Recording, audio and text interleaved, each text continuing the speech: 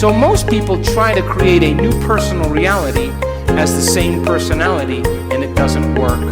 You literally have to become someone else. If you think the same thoughts always lead to the same choices. The same choices lead to the same behaviors. The same behaviors create the same experiences, and the same experiences produce the same feelings, and you're now caught in your old self. But new thoughts should lead to new choices, and new choices should lead to new behaviors. New behaviors should create new experiences, and new experiences should create new emotions, and that should inspire evolution. We say that your personality creates your personal reality. And your personality is made up of how you think, how you act, and how you feel. We could say that your personality is your state of being.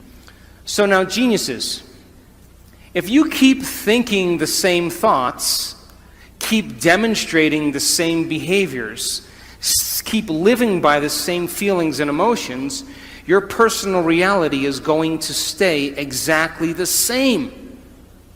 But if you have new thoughts that lead to new choices, that demonstrate new actions, that create new experiences, that cause you to feel differently, you will begin to walk into a new future. How many people understand this?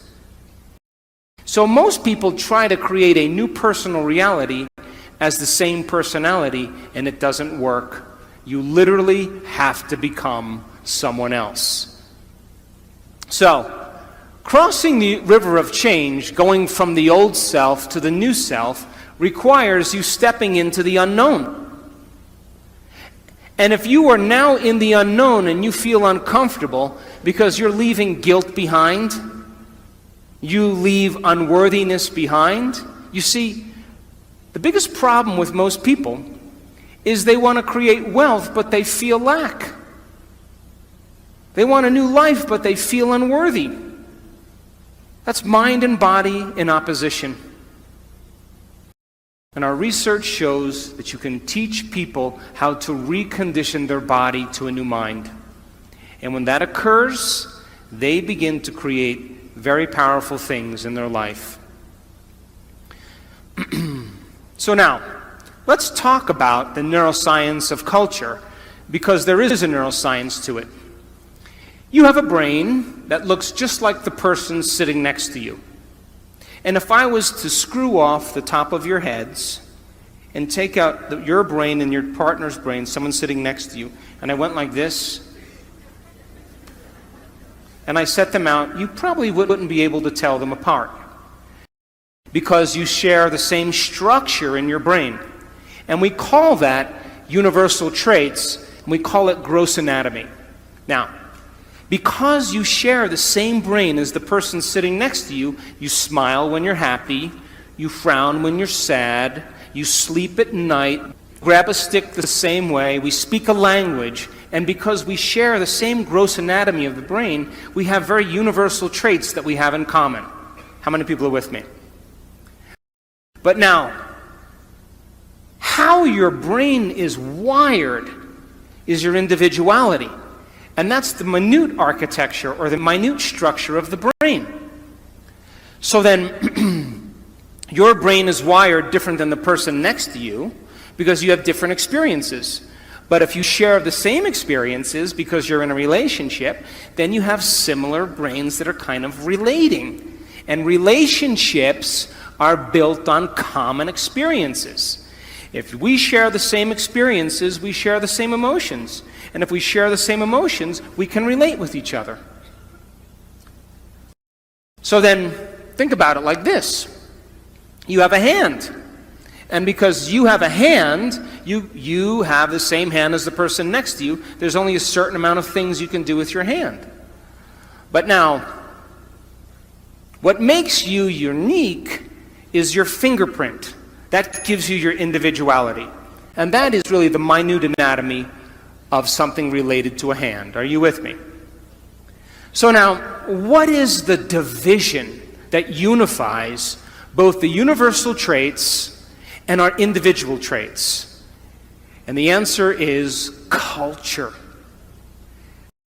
Culture. And culture is defined by the environment in which you live, the environment in which you work, the environment of your family. An environment is made up of just a few things. Are you ready? People, objects, things, places, time, pets, and that's pretty much your environment. So the culture of Mexico City is defined by the environment. You eat certain foods, you like certain music, you relate with one another because of the environment in which you live in. And that culture is created from the environment, which is different than the culture of Mongolia. Because it's a different environment, and they have different traditions, they have different customs, because they've had to survive in a different environment. And so what unifies individual traits and universal traits is called culture. Now think about this. Most cultures are defined by the customs they have, the traditions, the language, their survival skills, their habits, their attitudes, their beliefs, their history, their arts, their social structures that have unified them as an individual culture. Are you still with me? So the people you work with, the people you relate with, the people you interact with, you share a similar culture that bonds you both as an individual and as a species called human beings. And Mexicans are different than Australians because they live in a different environment and they have different traditions. You still with me? But we could say then that culture typically is defined by things that have worked in the past. Most cultures then have a choice. To create a new culture means then you have to define your culture as a vision of the future. But most people, their cultures are based on the past-present reality. What does that mean? We are in a changing world. And the world is changing faster than most people can keep up. And if you are going to stay defined by a memory of the past, you will not keep up with this culture because we are creating a global culture. So then, what defines the vision of the future to change a culture? And the answer is a very clear intention, a clear purpose combined with an elevated emotion. And when you combine a clear intention, like a vision of the future, along with an elevated emotion of inspiration and joy, you will create an empowered individual. But here's the problem. To the materialist who's waiting for their wealth to show up to feel abundant, they're in their past. The person who's waiting for the success to feel empowered is in their past. The person who's waiting for their healing to feel wholeness, they're in their past. The person who's waiting for their riches to come to feel gratitude, they're in their past. They're materialists. In other words, you have to feel empowered in order for your success to show up. You have to feel abundant for your wealth to find you. You have to be in gratitude for you to create the life that you want. And by you teaching your body emotionally what that future could feel like ahead of the actual experience is changing your biology. Because most people wait for something outside of them to change how they feel inside of them. And when something outside of them changes how they feel inside of them, they pay attention to whoever or whatever caused that, and they create a memory. That's the old model of reality of cause and effect, waiting for something outside of you to take your pain away inside of you. The new model of reality is about causing an effect. That means then you have to feel gratitude every day for your new experience to occur. You can't wait for your success to feel empowered. You have to be empowered to create the success. And when you teach people how to do this, and they move into a new state of being, they begin to create the life that they want. How many people are still with me? But to the materialists, they would say, well, no, I'm going to wait for my money to come and then I'm going to give thanks. And those people pretty much are living by the emotions of the past.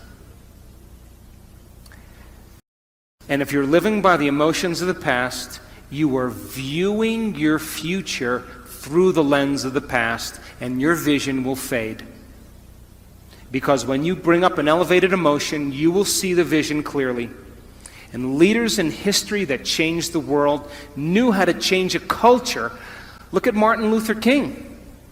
He talked about justice and then got enough people inspired that they felt empowered enough to do something about it.